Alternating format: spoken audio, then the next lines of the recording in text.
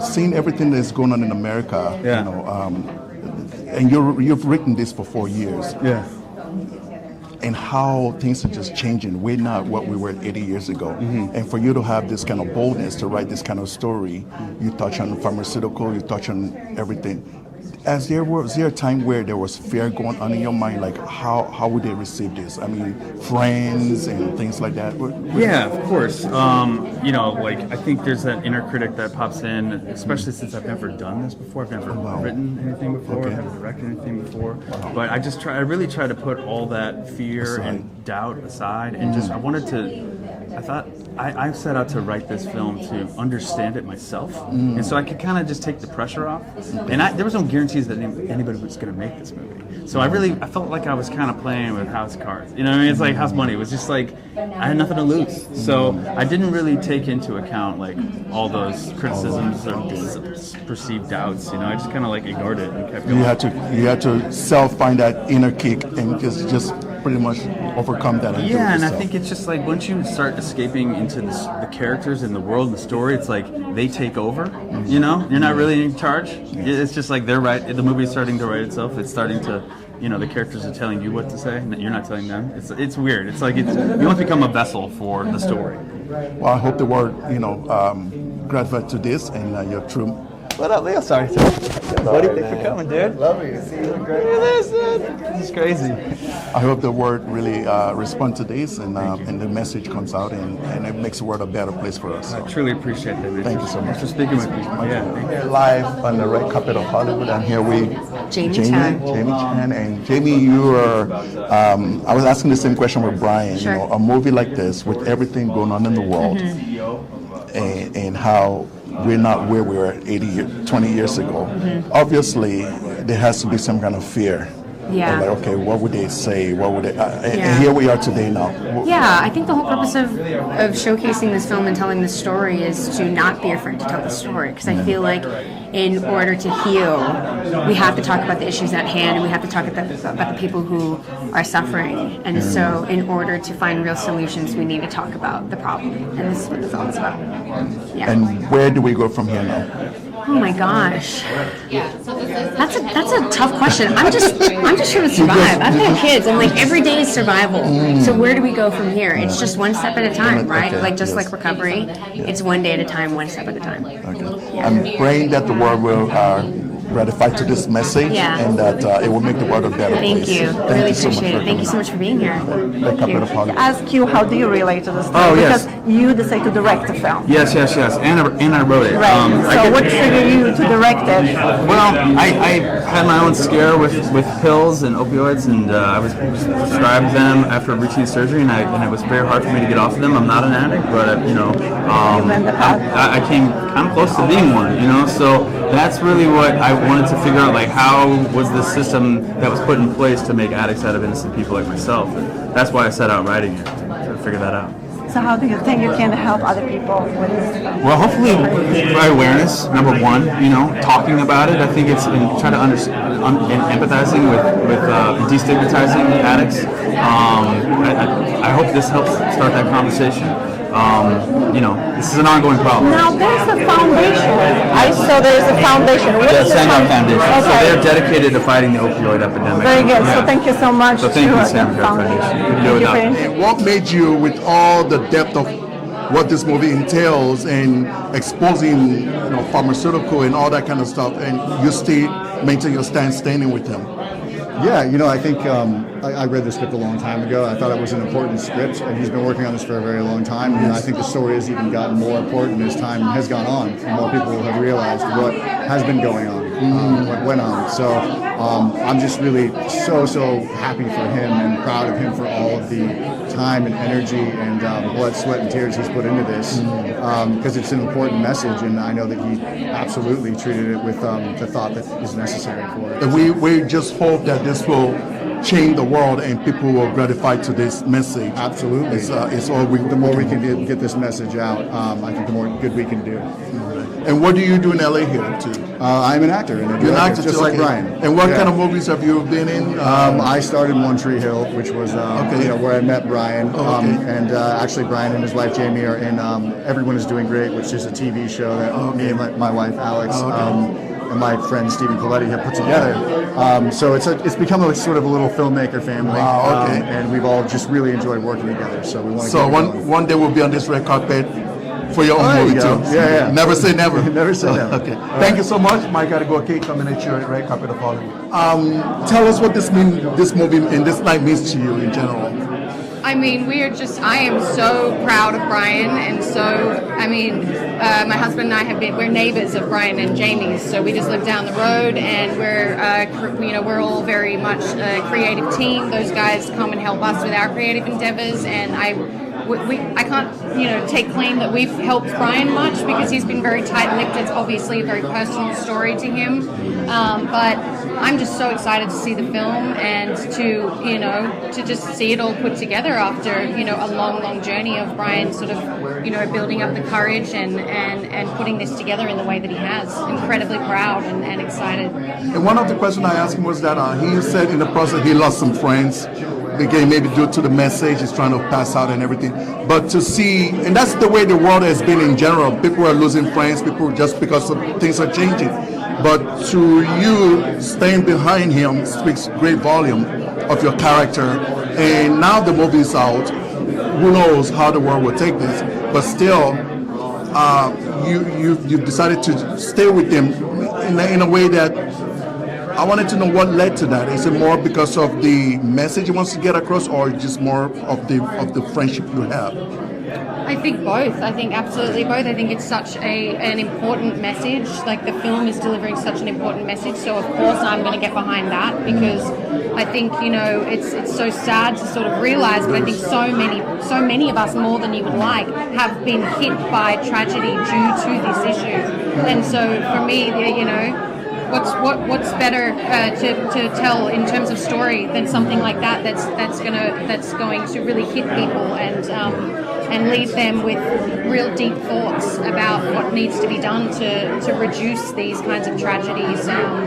And of course, yes, he's one of my best friends, and he's such a wonderful support to everything that myself and my husband do. And the least we can do is be behind whatever he's doing. So we're very excited. Well, you hear it from Alexandra. We need more people like this in the world that just take a step of faith and they take their boldness in the time of nudity and a lot of stressful thing going on in the world today. Thank you so much. Absolutely. Listen, I help men get in the best shape of their lives, and a lot of the guys I help have anxiety. So, you got to know how to help the guys understand how to get in better shape, how to, change their health, change their diet and nutrition, and not get too anxious about it. So you think the anxiety is physical? It's not marriage, it's not women, it's not relationship, it's not if it's financial. marriage and women, they're in the wrong relationship. Oh, okay.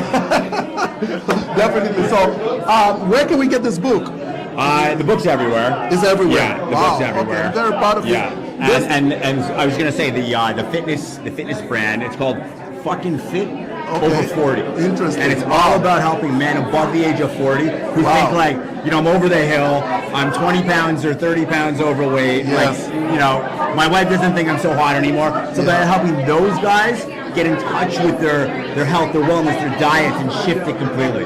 This is amazing just to hear him talk and to understand how his mind thinks, things that you don't even know. It's just thrill having you talk to me about this. Now let's go to the movie for the premiere tonight. Yeah. What does this night mean to you? Listen, it's always a pleasure to be in LA, to support other people in entertainment and acting. It's got a great cast, great theme. I'm excited. And what do you know about the movie itself? I know that Bryan put together an amazing film. Okay, Yeah. because he had mentioned that he lost some friends. This movie is exposing a lot of things, and for him to be able to put this together, regardless of what anybody thinks, as you see in the world today, things are changing. You can speak up, you can do this, and for him to do this, to put this out and taking the boldness and the faith and to see people like you supporting him, that means a lot. And can you elaborate more on that? Pleasure, part? man. We all got to stick together. Bottom line. Yes. You know? Thank you. Okay. All right, Mike Adegoke, right here at the red carpet of Hollywood. Sorry, I'm a little loud, but this man, he has so much energy, so I had to match his energy. Are you in the movie too? I'm not in the movie, no, but I'm coming to support. Yeah, Brian's one of my best friends. To be honest, a lot of my dear friends are in the movie. How come you didn't even get in the movie? I was shooting Jack Ryan. Oh, you're shooting another movie. I was shooting season 3 on Jack Ryan. Oh my goodness. Wow. But I wish I'm like so. This is the family I'm one. like no. I know it's so hard. I was like, Brian, next one. In action, my name is Mike Adegoke, and again, I'm coming straight at you at the red carpet of Hollywood. And right here, we're one of the baddest, I want to say baddest actors, because as she was talking, I could see her just get into that character. And please tell the whole world your name. So my name is Abbie Cornish, and I'm here to support Bryan Greenberg. Is one of my best friends, and a lot of my dear friends are also in the film.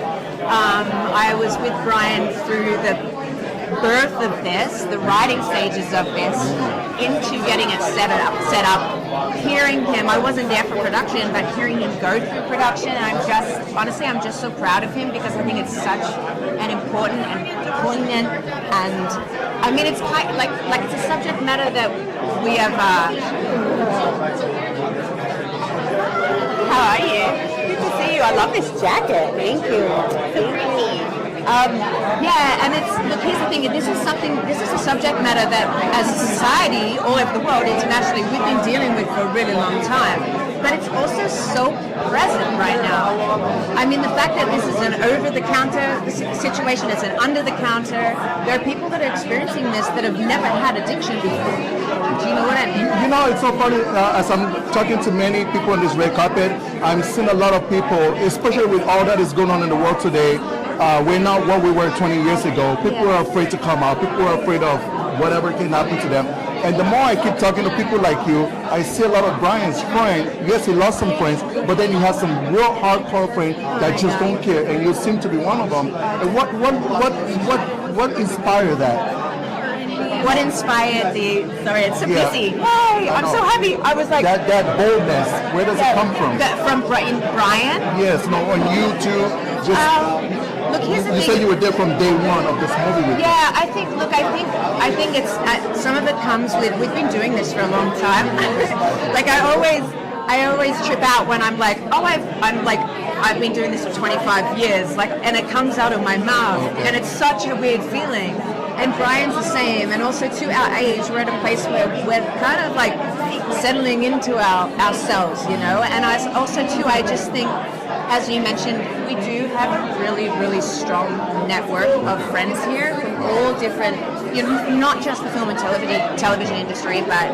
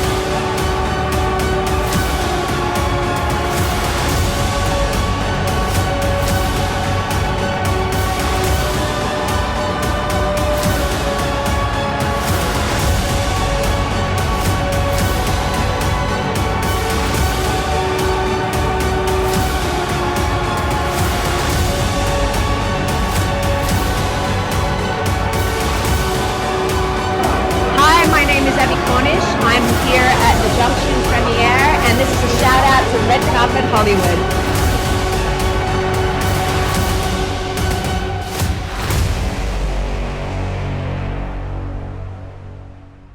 I'm sorry, I don't. Mike Adegoke, I'm from Nigeria. You are? Yes. Do you eat fufu? I have eaten fufu. We have eaten fufu. Okay.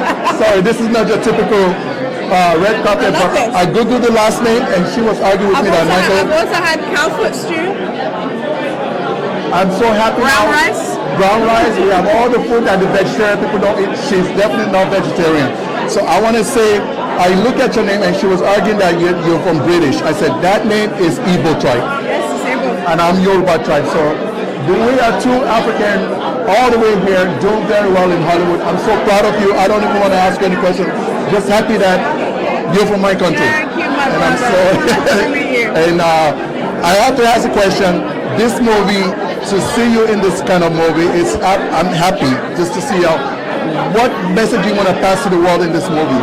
I think that this movie is passing on the message that we need to take away the stigma from drug addiction. People need to realize it's a sickness and not a criminal enterprise. Okay. Now, do you know your Igbo? Okay, say Igbo to 70 million people that will watch this in Africa. Igbo. Ibo Bueno. Here.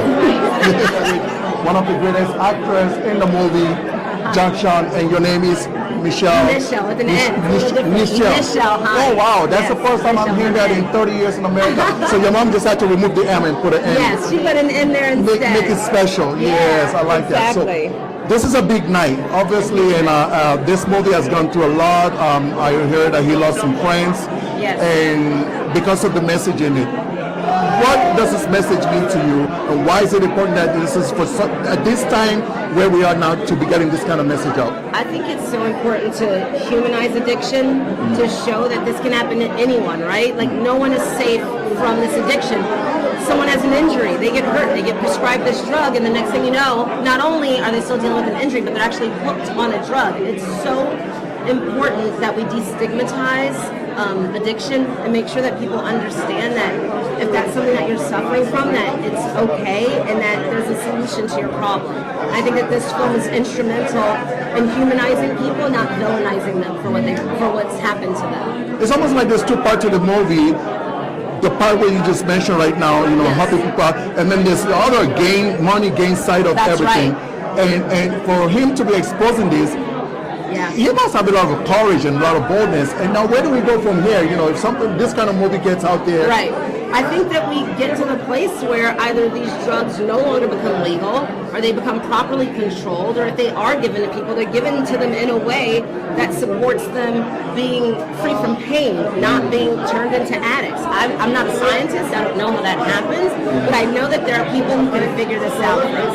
I know that there's a way for that to happen. There's a way for us to fix this problem. So where do we go from here now? What's next for you? Well, we were on strike, so not much. We're on strike. Well, we were on strike. We were on strike, So okay. now it's back to auditioning. And everybody's catching Yes, up. I was in Zach Braff's film. Yeah. And I had the honor of having Morgan Freeman play my dad. So hopefully Zach and I plan to work together again soon, and maybe something from there. Okay.